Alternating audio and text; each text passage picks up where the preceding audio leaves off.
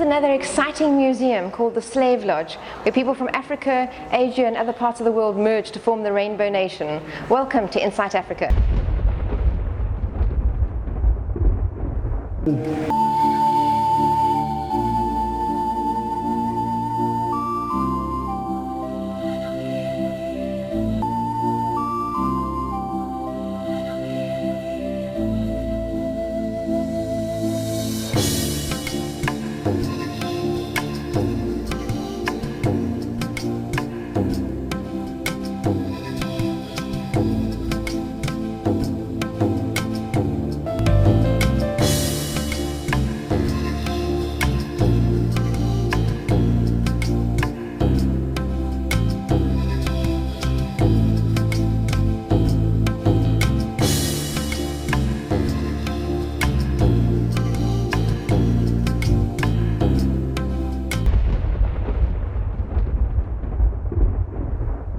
Lovely to meet you.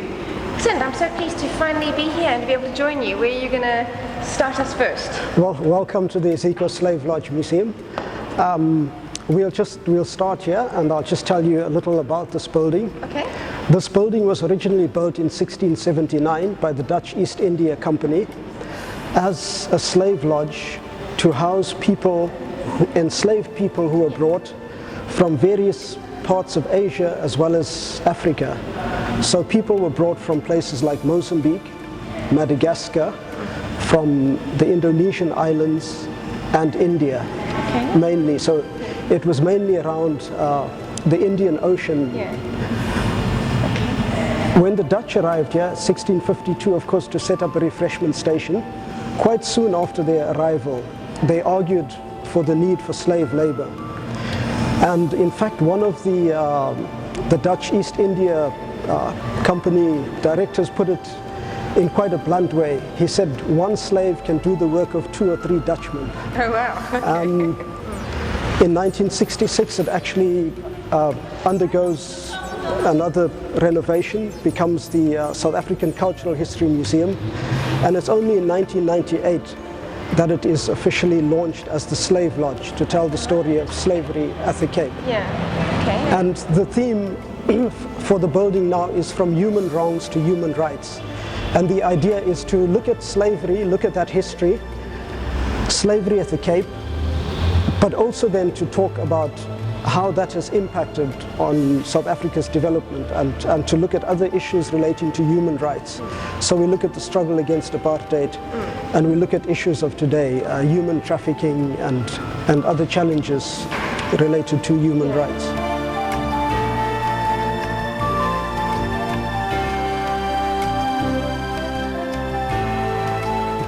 The Dutch East India Company was, of course, the biggest slaveholder for a long time. So from the late 1600s right through most of the 1700s. But the farmers, the so-called vrijburgers who were coming into the Cape and setting up farms also made use of slave labor. And over time, of course, they amassed more and more slaves. In particular, the wine farms and the wheat farms, and then of course households in the Cape. That's how it's spread all over. Yes, that's right, yeah. And in fact, in the 1700s, there were more enslaved people at the Cape than free people. Just to give you an idea. When you look at it relatively, that's crazy. Yeah. Okay, yeah. Gosh. Okay. We've got some scary looking things over there. Yeah, well, of course,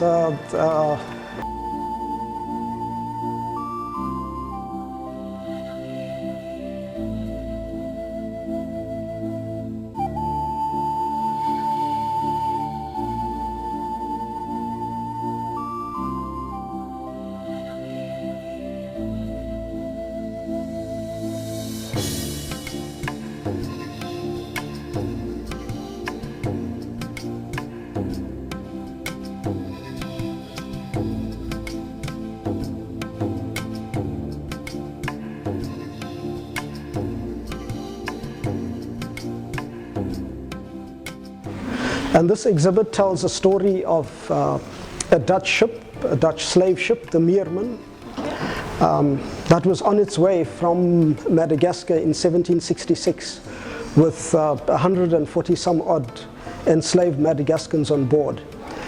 And as the ship approached the coast of the Cape, the captain was ill, a number of the Madagascans had fallen ill, and the captain, together with the ship's merchant, decided that it would be a good idea to actually unshackle the Madagascans and allow them onto deck.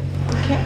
So that was done, and one of the crew brought to the Madagascans a bunch of spears that they had collected as curiosities in Madagascar, instructed them to clean these spears, and of course the Madagascans planned to actually fight. Yeah. They attacked the crew, killed about half of them. The captain, who had been wounded in the shoulder, managed with some of the crew to get into the gun room. They barricaded themselves in there, and the ship drifted around for a few days because, yes, that's right. And the Madagascans, in fact, one of the crew members could speak a Madagascan language, and so he was then used to negotiate. And all the Madagascans wanted was for the ship to turn around, go back home. And the captain agreed on provision that the lives of the rest of the crew were going to be spared. So the Madagascans then decided on how many crew members were to be allowed to then steer the ship, and they insisted that the person who spoke Madagascan was actually then going to be in charge of that group. Along the coast, could actually pick them up and pass the word on to the Cape that there was a problem with the Meermin. And the captain, in the meantime, had the crew do a number of maneuvers, pretending that they were heading out to open sea, heading back to Madagascar, and then whenever the opportunity arose of just sort of moving back towards the coast. And after doing that for a while, they persuaded the Madagascans that they had now reached the coast of Madagascar. And eventually, some of the Madagascans got into a boat, got to the shore where the militia were waiting for them. They were captured. The rest of them, awaiting the return of their friends, gave orders that the ship should actually pull closer to shore. It hit a sandbank. The crew and the remaining Madagascans managed to get to shore, but they were captured. Yeah. It was very often smaller numbers, but certainly for Mozambique and Madagascar, this was the situation. And the Dutch had actually set up a slave trading station in Mozambique, where Maputo now is. This was set up in 1721 and ran for about 9 years. Came to an end because the officials employed there, the soldiers of the Dutch East India Company, actually revolted because conditions were so bad, and high incidences of people dying of malaria and other diseases. Yeah. Gosh, okay. And what you have here, the Dutch kept meticulous records. And you have, for example, this is a list from a ship's journal.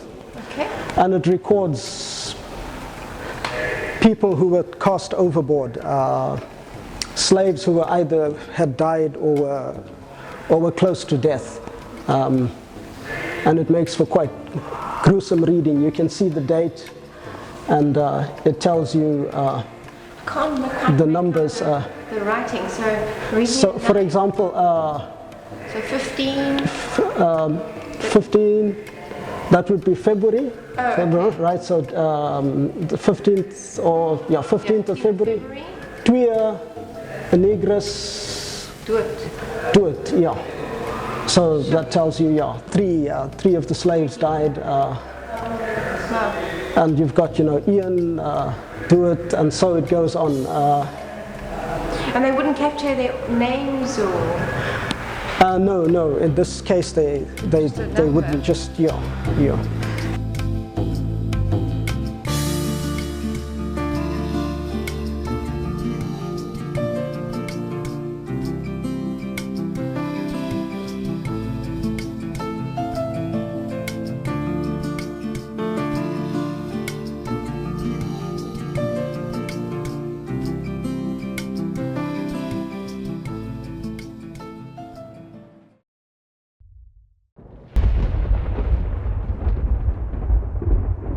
In terms of the numbers who were brought from different areas, researchers generally agree that about a quarter were from Mozambique, another quarter from India, a quarter from Madagascar, and then just under a quarter from the Indonesian islands,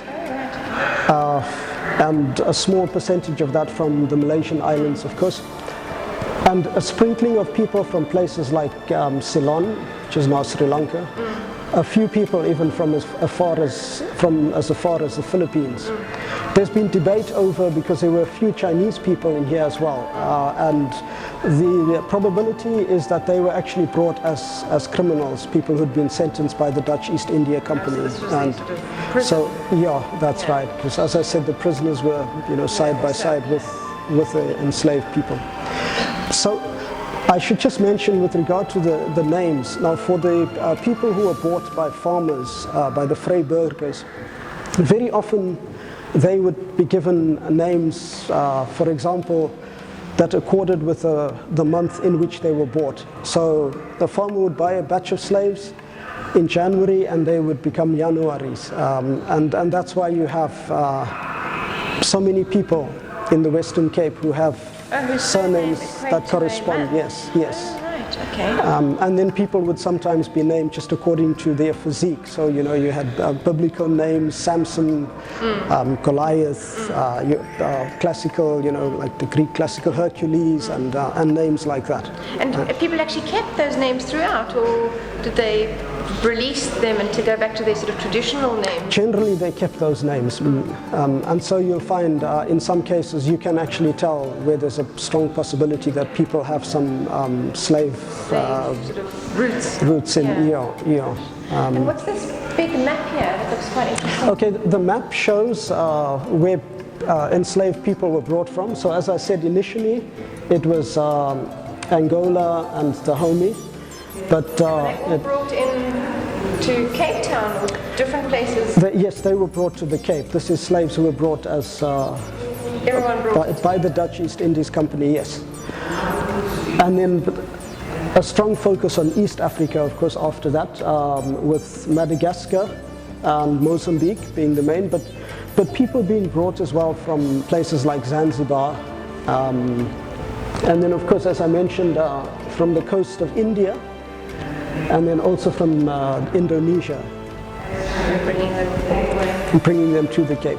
But what also happened from time to time is, of course, because you had a whole lot of European nations involved in slavery. So you had England, you had the French, you had the Dutch, you had the Portuguese, and various others trading for slaves in Africa, and they would often also put in at the Cape for refreshments, and sometimes they would actually sell off, although they were not meant to, because the Dutch East India Company had the monopoly.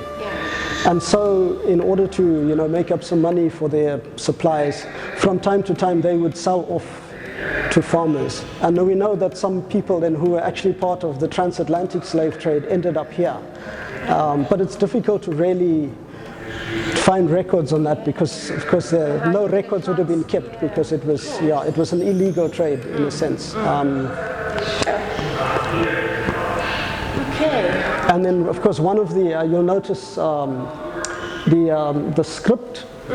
So you have What writing is that? it's Afrikaans Arabic. Okay. So it's the very first written documents in Afrikaans were actually in Arabic? in Arabic Afrikaans, and that was partly because of in Islam the need to be phonetic and to be sort of accurate in the way you expressed.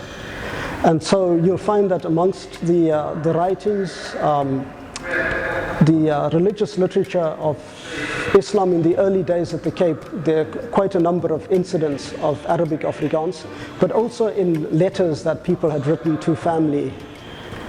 And of course that's just a clear indication of the origins of Afrikaans, that slavery played quite a strong part in it, and the fact, of course, that you also have so many Malayu words, because Malayu was a language spoken in the Indonesian islands, but also it was a trading language spoken in parts of India, parts of Madagascar, parts of China, and if you look at Afrikaans, of course, very many Malayu words are quite similar. Yeah. And you have, of course, script that comes from India, Bugis from the Indonesian islands, and so to give you an indication of this diverse cultural background that people who ended up at the Cape as slaves were drawn from. You may have heard the story of the São José, which was this was a Portuguese slave ship that had taken enslaved Mozambicans and was on its way to Brazil when it sank off the coast of Cape Town in 1794. For a long time, nobody had any real idea of where the ship had gone down. And our maritime archaeologist, Jaco Boshoff, came across in the archives an account by the captain of the sinking of the ship, and he described it as being under Lion's Head between two reefs. And of course, Jaco got very excited, and he was working with, in the slave, one of them were rescued and the rest actually drowned. And those who were rescued were sold at the Cape.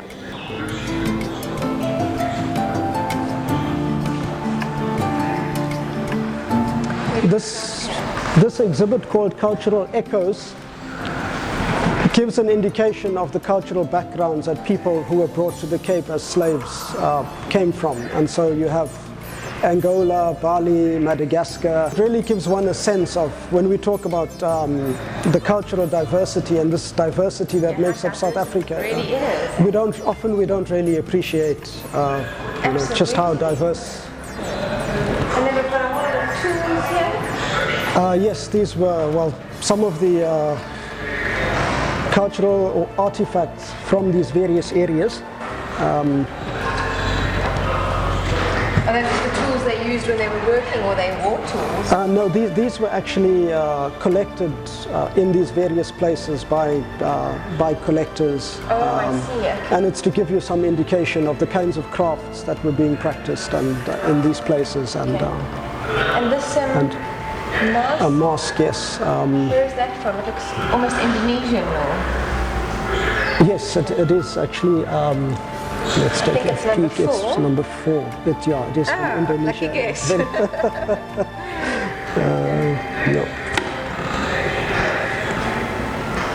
Okay. And the chair and the barrel? The chair is from Zanzibar.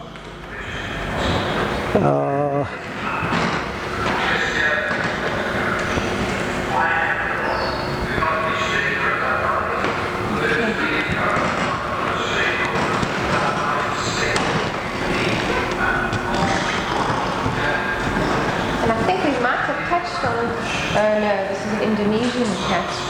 Yes, the tudang, which you may have come across at the Boerkaap. Yes. That's what I was thinking. Right, okay, yes.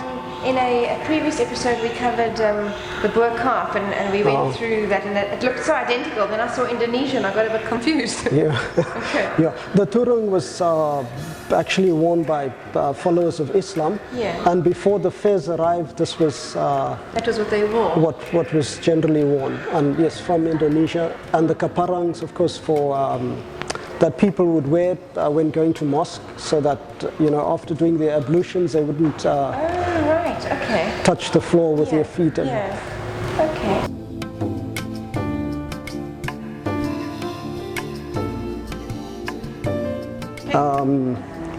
And then, are you wanting to go through the Singing Freedom exhibition as well, or is that? Yeah, I think we'd have to. Right. Okay. Oh, right. Okay. Okay. So quite interesting to think back back in the age when this actually was really, slave quarter. And so we'd be walking now where they'd be walking to get their orders to go to work. Yes, that's right. Yes, so they would have, they would have gathered here. There was a well. This has been, well, it was excavated, and they found, you know, the site of the old well. But there was a well where the slaves would draw water that, you know, they used then for cooking and other purposes. And there was an outer perimeter that they used for the washing of clothes. Oh, okay. But it was out here as well that they would cook their food because... So this is that courtyard that we saw on the picture? Yes, that's right. And of course it extended much more. This section was built, yeah, it has shrunk. So this was encroached in the courtyard? That's right. And this, of course, the grand entrance was also... yes, that wasn't quite grand. Wasn't, no. Okay. And well, people have commented on the fact that sometimes it's difficult to really put yourself in the situation that it was because you've got all of this very smart flooring, whereas sort of take yourself back to how it originally was. Yeah. Although some parts of the building look pretty similar. Yes, yes. And if you look at the outer walls, for example, you get a sense of enclosed. Yeah.